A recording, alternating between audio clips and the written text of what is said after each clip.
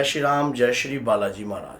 कौन सी शक्ति ऐसी है जो सबसे पहले हमारी प्रार्थना सुन लेती है, ताकि जब हम मुसीबत में होते हैं या परेशान होते हैं, ऐसी कौन सी शक्ति है जिसकी हमें कंटिन्यू पूजा करनी चाहिए और उस शक्ति को हमेशा प्रसन्न रखना चाहिए। तो आज की इस वीडियो आपको प्राप्त होगी। अगर आप माँ के भक्त हो तो चैनल को सब्सक्राइब कर दीजिए और 10 लोगों तक इस वीडियो को शेयर कर दीजिए, क्योंकि ये वीडियो आपके लिए महत्वपूर्ण है, बहुत ज़्यादा। आज मैं वो बात आपको बता रहा हूँ कि जब शक्ति आपकी प्रसन्न हो जाती है तो आपकी लाइफ में हर प्रकार की मुसीबतों को दूर कर देती है। और कौन सी शक्ति सबसे ज़्यादा शीघ्र प्रसन्न होती है? सबसे पहली मैं बात कर रहा हूँ कुल की शक्ति। जैसे कि कुल की शक्ति में कुल के देवता भी हो सकते हैं, कुल की देवी भी हो सकती है। अब आप कहोगे कि गुरुजी ऐसा कैसे? क्या हमारे इष्ट की शक्ति जल्दी प्रसन्न नहीं होती? अगर आप हम हनुमान जी के भक्त हैं या माँ दुर्गा के भक्त हैं या माँ काली के भक्त हैं, तो क्या वो शक्ति हमारी शीघ्रता से प्रसन्न नहीं होती? देखिए, शक्ति जो होती है, अगर आप माँ दुर्गा के भक्त हो, तो अगर आपकी कोई कुल देवी है, तो अगर कुल के अंदर उस शक्ति की आराधना हुई हुई है या उस शक्ति की पूजा हुई हुई है, तो आप समझ लेना कि आपके परिवार के अंदर कोई ऐसी शक्ति जरूर है जिसने उस शक्ति की आराधना करी है। और अगर आप अपनी कुल की शक्ति को जागृत करोगे तो आपकी कुल देवी शीघ्रता से प्रसन्न होकर आपके समस्त कार्य को बना सकती है। अब आप समझ में अभी आपको पूर्ण रूप से नहीं आया होगा, लेकिन मैं समझाने की पूर्ण रूप से आपको प्रयास करता हूं।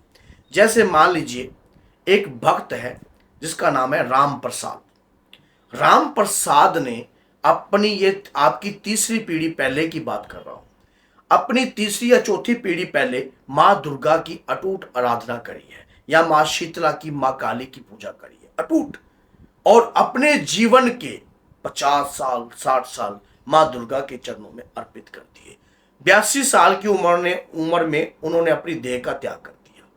अब वो शक्ति जो थी उनकी करीबी, कहते हैं कि भगवान के प्रति करीबी पूजा, याचना, उपासना, तपस्या, माला जाप, नाम जाप कभी किसी भी भक्त का व्यर्थ नहीं आता। और जो भक्त जिस भी शक्ति की आराधना करता है, मरने के उपरांत उसी शक्ति को प्राप्त होता है। अब राम प्रसाद यादव जी ने पूजा करी, काफी लंबे समय से करी। अब वो पूजा तो अगली पीढ़ी में बरकरार चलनी चाहिए थी। अगली पीढ़ी में उनका पुत्र आ जाता है, वो पूजा करता है। जैसे राम प्रसाद यादव थे, भक्ति पूर्ण रूप से समर्पण कर दी, अपने जीवन को समर्पण कर, लेकिन उनका पुत्र पूर्ण रूप से जो है ये चीज रखता है, क्योंकि मेरे पिताजी जो है भक्त थे और उन्होंने अपने पिताजी को भक्ति करते हुए देखा है, तो उनका पुत्र भी बरकरार रखता है, दीप ज्योति बाती माता की नाम से पूजन करता है। अब अगली पीढ़ी आती है, उससे अगली पीढ़ी जब आती है तो वो अपने पुत्र को बताता तो है कि कुल देवी की पूजा करनी अनिवार्य है, लेकिन अगला पुत्र जो है उसने अपने पिता को उस रूप से भक्ति करते हुए नहीं देखा जिस रूप से करनी चाहिए।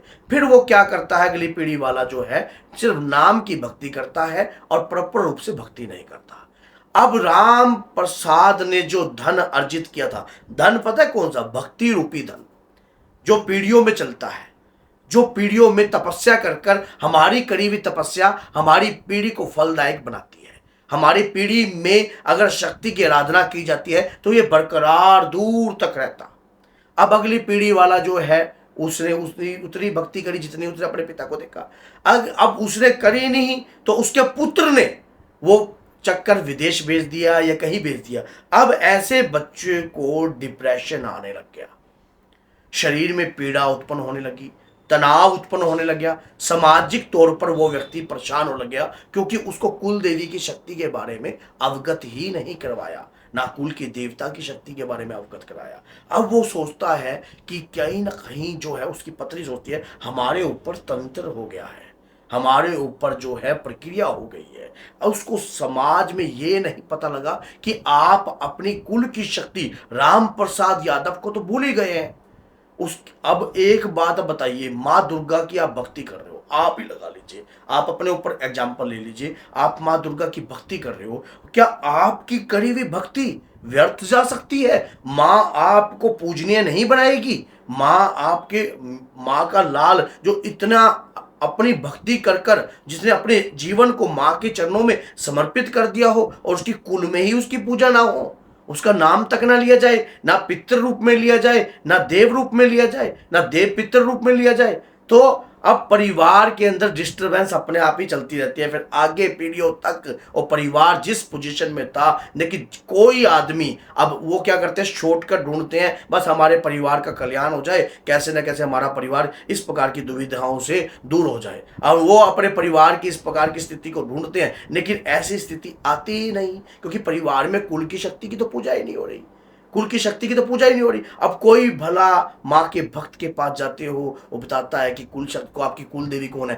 पता ही नहीं, पता ही नहीं। ऐसे लोगों के फिर घर के अंदर दिक्कत समस्याएं बनी रहती हैं। इससे आपके पितर भी नाराज, क्योंकि आपके घर का देव पितर कौन, राम प्रसाद। अब वो देव पितर आपके घर का ताकतवर नहीं है, आपके उसके बाद क्या हुआ, आपके परिवार में और शक्ति कैसे ताकतवर हो सकती है जब राम प्रसाद ही ताकतवर नहीं बना, जिसने अपने 60 वर्ष अपने बहुमूल्य समय माँ दुर्गा के चरणों में दिया और माँ की भक्ति करने वाले का नाम ही नहीं लिया जा रहा पीढ़ी में। अब आपको वही शक्तियां एहसास करवा रही है।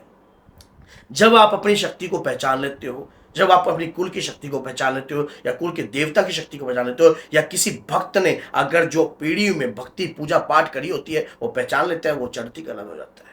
अब यही बात समझ में आती है। अगर आपको इस प्रकार से समझ में नहीं आती तो आपको ये बात जो है बागेश्वर धाम से समझ में आएगी। उसने क्या करा, अपने सन्यासी बाबा जो पूजा करते थे उन्हीं की शक्ति को प्राप्त किया, तो उनकी भक्ति, अब हनुमान जी की भक्ति कर अगला व्यक्ति कर रहा है। तो इसी प्रकार से एग्जाम्पल को आपको समझ में जाना चाहिए। भगवान के प्रति करी हुई पूजा, याचना, तपस्या किसी भी भक्त की कभी व्यर्थ नहीं हो सकती है। अगर उस भक्त की व्यर्थ हो गई तो उस शक्ति की आराधना करने का क्या फायदा। आप सोचिए, शक्ति तो आपको जीवन भर पूजनीय बना देती है, क्योंकि आप माँ के भक्त हो, माँ के प्यारे हो। इस ऐसे ज्ञान की बातें आपको माँ के प्यारे चैनल से ही प्राप्त होंगी। अगर आप माँ के भक्त हो तो चैनल को सब्सक्राइब कर दीजिए और 10 या 20 लोगों तक इस वीडियो को जरूर शेयर कीजिए, ताकि वो भी अपनी शक्ति को जान सके, अपनी शक्ति को पहचान सके और अपनी कुल की शक्ति को जागृत कर सके और कुल की देवी की पूजा को प्रारंभ कर सके। अगर आप जानना चाहते हो आपकी कुल देवी कौन है, तो चैनल पर मैंने वीडियो बना रखी है कुल देवी के लिए कि आपकी कुल देवी कौन है, तो आपको किस प्रकार से आप जान सकते हो और किस प्रकार से समझ सकते हो। चैनल में वीडियो बनी हुई है, देख सकते हो आप। और कुल देवी को कैसे प्रसन्न करते हैं, कुल देवी की कृपा को कैसे प्राप्त करते हैं, इस माँ के प्यारे चैनल पर आपको सारी जानकारी स्टेप बाय स्टेप पूर्ण डिटेल के अनुसार आपको प्राप्त हो जाएगी। और एक बात याद रखना, जब आप इस जानकारी को देखोगे, एक एक बात को समझना कि माँ की भक्ति करने वाला व्यक्ति सदैव ही सर्वश्रेष्ठ होता है, सदैव ही कृपावायक होता है, सदैव ही हनुमान जी भी माँ के भक्त हैं। एक बात याद रखना, गणपति जी भी माँ के भक्त हैं और भैरव बाबा भी माँ के भक्त हैं। तो इसी प्रकार से अगर आप भी माँ के भक्त हो तो आपके जीवन में बदलाव आएगा ही आएगा और आपकी चढ़ती कला को कोई रोक नहीं पाएगा। तो बोलिए जय सीताराम और कमेंट बॉक्स में जय माता की जरूर लिखना। तो बोलिए जय माता दी।